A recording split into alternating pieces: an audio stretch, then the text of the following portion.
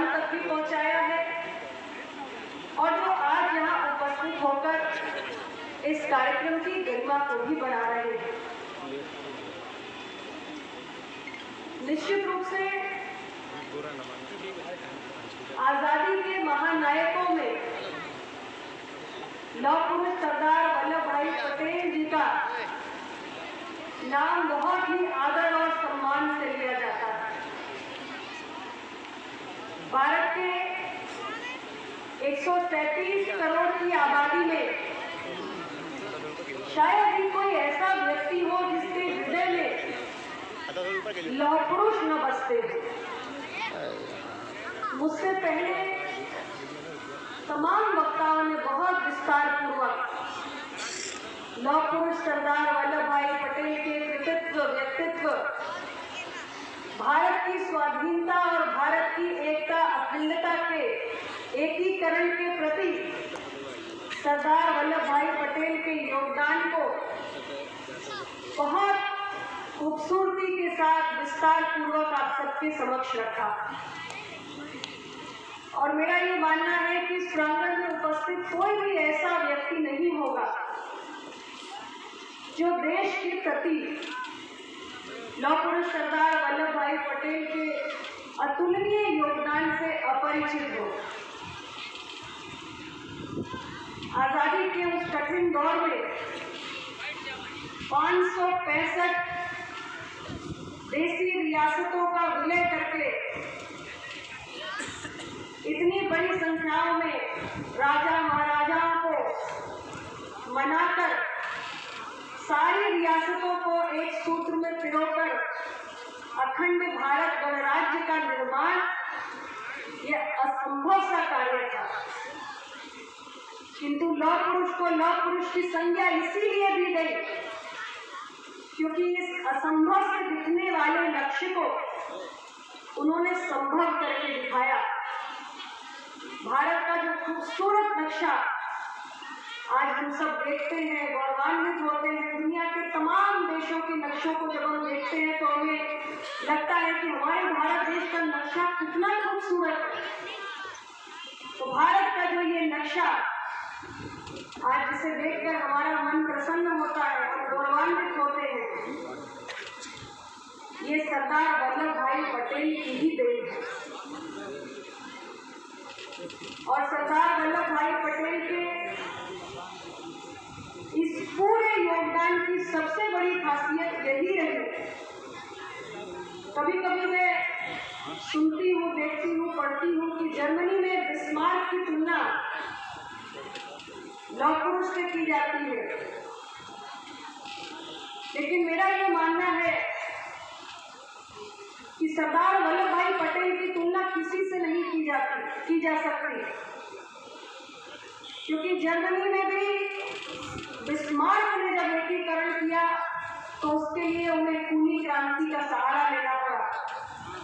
लेकिन सरदार वल्लभ भाई पटेल ने जब 565 रियासतों का विलय करके अखंड भारत बनाया तो बिना किसी खूनी क्रांति के ये कार्य संभव हुआ।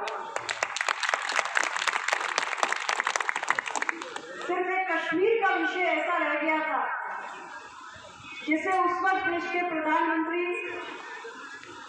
पंडित जवाहरलाल नेहरू जी ने अपने हाथों में लिया था और वो विषय सुलझ नहीं पाया। लंबे समय तक देश के लिए एक समस्या बनता रहा।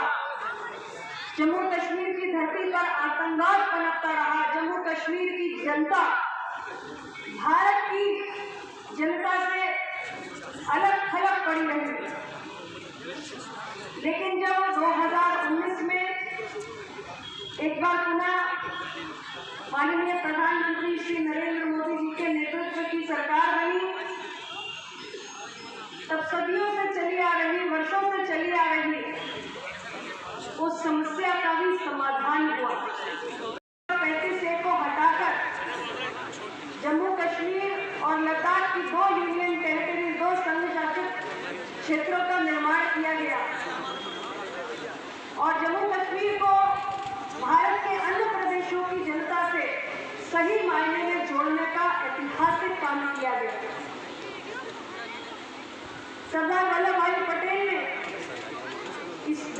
बहुत कुछ किया, बहुत कुछ दिया,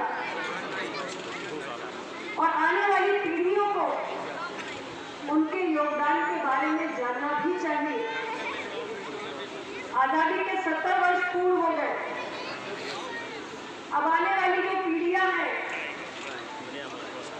वो आजादी के इतिहास को जाने, इस आजादी को पाने के लिए कितना त्याग, कितना बलिदान किया गया, कितनी तपस्या की गई, न जाने कितने भारतवासियों ने अपने प्राण गंवाए। और लौह पुरुष सरदार वल्लभ भाई पटेल का अंग्रेजों द्वारा भारत को सत्ता हस्तांतरण करने में कितना महत्वपूर्ण योगदान रहा, भारत के एकीकरण के लिए कितना महत्वपूर्ण योगदान रहा, ये सब कुछ आने वाली पीढ़ियों को जानने का अधिकार है। लेकिन इसकी व्यवस्था तो वर्तमान पीढ़ी को करनी है, इसकी व्यवस्था हम लोगों को करनी है, ताकि हमारे बाद जो दलितों को, आदिवासियों को 22.5% की आरक्षण की व्यवस्था सुनिश्चित की गई, पिछड़ों को 27% की आरक्षण व्यवस्था सुनिश्चित की गई, तो सारे लोग जिनको ये माना गया कि हमारा संविधान कहता है कि जो शैक्षणिक रूप से, सामाजिक रूप से पिछड़े हुए हैं, कमजोर हैं, उनको किसी प्रकार आगे बढ़ाएं, उनको नौकरियों में भागीदारी दें, उनको शिक्षा में भागीदारी दें। तो जो समाज में पहले से ही सामाजिक रूप से पिछड़े हुए थे, आज देखिए कि उस पूरी अवधारणा का ही माहौल बन रहा है, क्योंकि उनको राज्यों की प्रतियोगी परीक्षाओं को क्लियर करने के लिए, पास करने के लिए, यहाँ तक कि यूपीएससी की परीक्षा क्लियर करने के लिए सामान्य वर्ग के अभ्यर्थी जिनको सामाजिक रूप से आगे माना चाहता है, उनसे ज्यादा कट ऑफ अंक लाने पड़ रहे हैं। ये बहुत बड़ी विसंगति है और अपना दल निरंतर इस बात को उठा रहा है कि इस विसंगति को दूर करने की जरूरत है। और जहाँ तक विषय आरक्षण का है, तो आज सामान्य वर्ग के जो गरीब अभ्यर्थी है उनको भी 10% आरक्षण की व्यवस्था मोदी सरकार ने की है। लेकिन हमारा विषय ये है कि कट ऑफ अंकों को लेकर जो एक बहुत बड़ी विसंगति प्रतियोगी परीक्षाओं में देखने को मिल रही है, इसको दूर करने की जरूरत है।